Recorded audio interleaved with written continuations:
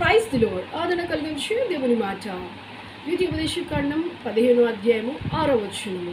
ఏలయనగా నీ దేవుడైన యెహోవా నీకు సెలవిచ్చినట్లు ఆయన నిన్ను ఆశీర్వదించును. నీవు అనేక జనములకు అప్పిచ్చుదు కానీ అప్పు చేయవు. అనేక జనములు నిన్ను ఏలుదు కానీ నిన్ను వారు ఏలరు.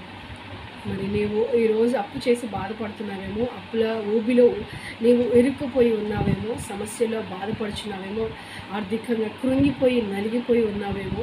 మరి అనేక జనముల మధ్య నేను దేవుడు నిలబెడతానంటున్నాడు. అనేక జనములకు అప్పు ఇచ్చే వ్యక్తిగా నేను నిలబెడతానని వాగ్దానం చేస్తున్నాడు.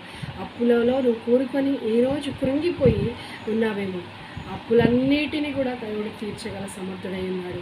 ఆయన వైపు చూడు. యేసు వైపు చూసినప్పుడు మరి ఆయన కార్యం చేస్తాడు. ఆయన తప్పక నీ అప్పులన్నిటి నుంచి నిన్ను విడుదల దయచేసి నిన్ను అనేకులకు అప్పిచ్చే వ్యక్తిగా నిన్ను నిలబెట్టబోతున్నాడు.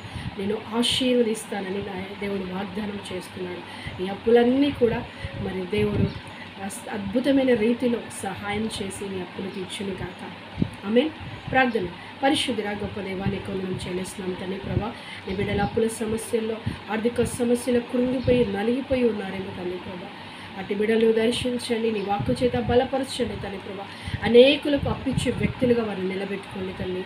అయా వారి ఎడల నీ కార్యము జరిగించండి. నీ ఆకాశ వాకిలు విప్పి పట్టజాలనంత దీవెనలో ఆశీర్వాదాలు వారి ఎడలకు మరింపచ్చండి. యేసు నామములో అడుగుచున్నాము తండ్రి. ఆమేన్. God bless you. షలోమ్.